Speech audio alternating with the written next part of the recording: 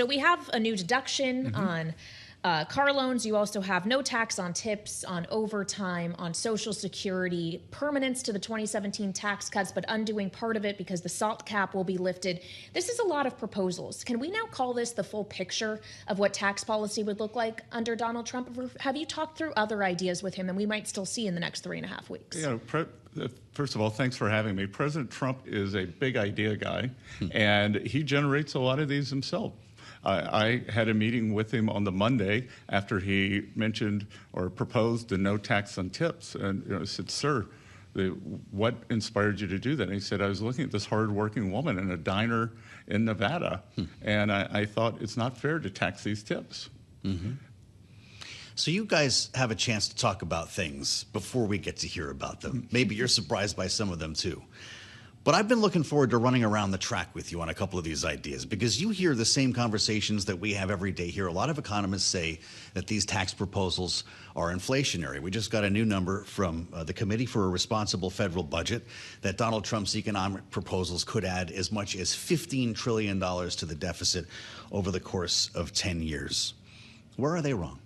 Well, the good news is we have a roadmap for what Donald Trump did in Trump 1.0. It was not inflationary. The government revenues went up.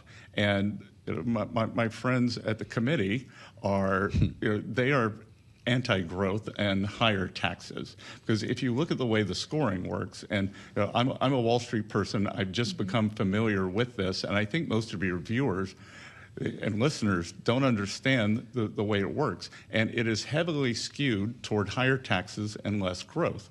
You begin with a baseline GDP estimate that doesn't move. So I believe it's unreasonable to think that if Donald Trump's proposals are to cut taxes, that growth will not accelerate. If Vice President Harris's tax proposals are to raise taxes, that growth will not be lower. But in the scoring, it's always at 1.8%, straight line for 10 years. Okay, so what is the figure you think is realistic if all of these tax cuts are implemented, if we're to grow our way out of this? What does that translate to in annualized GDP growth? Well, for annualized GDP growth, I think, like under Trump 1.0, that we can moved back towards 3%. But right now, our GDP growth, and I find this very interesting that we're hearing that Kamala Harris is the one who is going to have some kind of budget rectitude, because I will tell you, I am very concerned about what is happening right now. We have never had a budget deficit like this. We are at 7% of GDP in terms of the deficit. We've never had this when it's not a recession, not a war. And what do we have to show for it? We have they have created 18,000 manufacturing jobs. Last year, the economy only created 250,000 private sector jobs. This is a takeover of the government, of the private sector. The jobs are being created in the government and government adjacent. And I think President Trump's goal is to re-privatize the economy, get the private sector creating jobs. And I think we could bring down the deficit to GDP to something with a 3 on it by 2028. The 3, 3, and 3 that we keep hearing about. 3, 3, and 3. You've got another idea that's generating a lot of talk right now, that Congress create a Fed chair designate who would essentially serve alongside Jay Powell for the remainder of his term. You said, quote, based on the concept of forward guidance, no one is going to care what Jay Powell has to say anymore. Interestingly, Donald Trump told Bloomberg Business Week a couple months ago that he would allow Jay Powell to finish out the rest of his term. What does Donald Trump think of this idea? Well, first of all, I'll say I don't speak for the Trump campaign. Okay. Sure.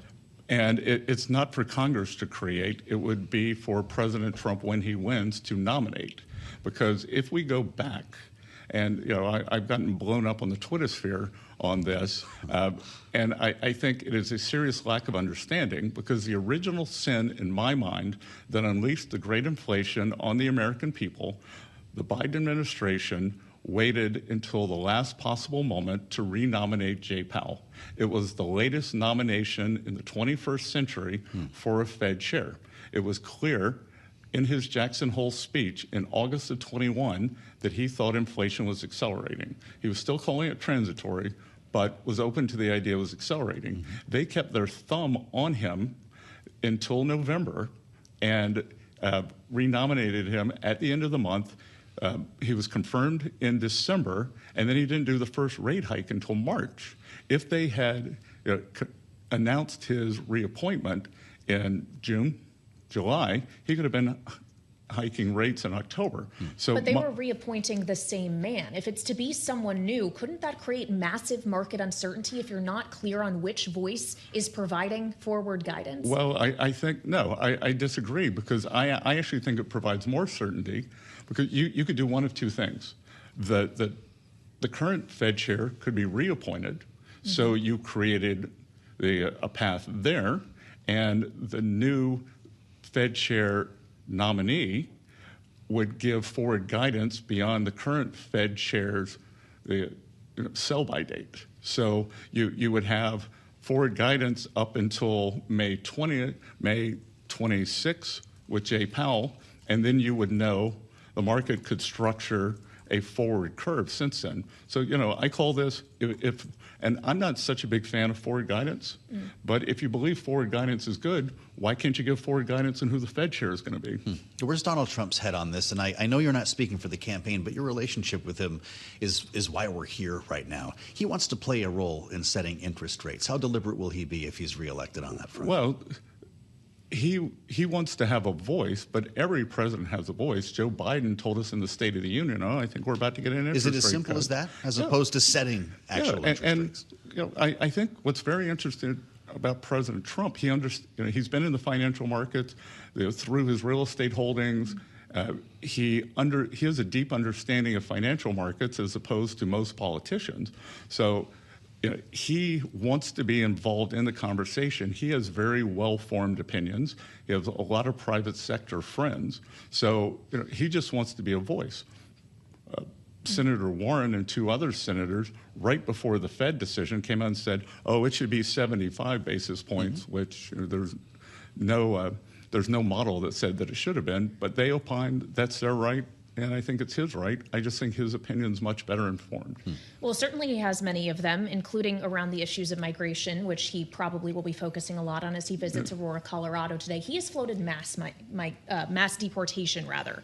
And if you're looking at a figure of over 13 million people who have not legally or do not have legal status in the U.S. as of April of this year, if they were to go away, there's studies, including from the American Immigration Council, that say that could reduce GDP by 4.2 to 6.8%. The Economic Policy Institute found that without immigration, the prime age workforce would have essentially seen no growth at all in the past quarter century. What is the economic impact potentially of the kind of deportation he's talking about? Where would you find those workers otherwise? Well, let's go back, because I find all this pretty duplicitous. For my entire career, probably most of your entire lives, the academic economists said, oh no, absolutely, the unauthorized new arrivals do not put downward pressure on wages. Then, lo and behold, in this cycle, when we had the massive inflation, we get, whether it's 11 million new arrivals, or as President Trump thinks, 21 million new arrivals, it does push down wages on the bottom quintile, which I think is abominable. These are working people, Americans, who are seeing their wages get pushed down. So now it's what I always believed, what you could see, what you could observe, it does push wages down. And I would just say I dispute those GDP numbers, because if it were good, why wouldn't we just have a road from Terra del Fuego to the Rio Grande and let everybody who wants to come in? We could double GDP, but per capita GDP per American would drop substantially. It is about American citizens' standards of living. So, and to talk about the mass deportation, I really like the Senator Vance's answer on that. Said, well, how are you going to do it? He said, the same way I eat a large Subway sandwich, one bite at a time.